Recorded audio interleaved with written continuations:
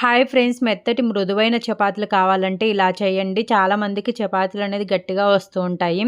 So ఇలా చపాతీ చేయడం కోసము 2 కప్స్ గోధుమ పిండిని తీసుకొని సాల్ట్ వేసి కొంచెం వాటర్ వేసి ఒక 5 to 6 మినిట్స్ వరకు బాగా కలుపుకోవాలి. ఇలా స్మూత్గా కలుపుకున్న తర్వాత ఒక టేబుల్ స్పూన్ వరకు ఆయిల్ వేసుకొని మళ్ళీ ఒకసారి మిక్స్ చేసుకొని కన్సిస్టెన్సీ ఇలా ఉండాలి. కలుపుకున్న తర్వాత మూత పెట్టేసి ఒక 10 మినిట్స్ పక్కన పెట్టేసుకొని ఒకసారి మళ్ళీ కలుపుకొని 10 మినిట్స్ తర్వాత చిన్న చిన్న బాల్స్ లాగా తీసుకొని పొడిపిండి చల్లుకుంటూ మన పూరీలాగా రుద్దుకొని ఆయిల్ అప్లై చేసుకొని మడత చపాతీ చేసుకోవాలి. ఇలా చేయడం వల్ల మనకు పొరలు అనేది వస్తాయి చపాతీ. సో ఇలా కార్నర్స్కి ప్రెస్ చేసి మళ్ళీ పొడిపిండి చల్లుకొని మీడియం సైజులో ఇలా కార్నర్కి క్రష్ చేసుకుంటూ రుద్దుకోవాలి.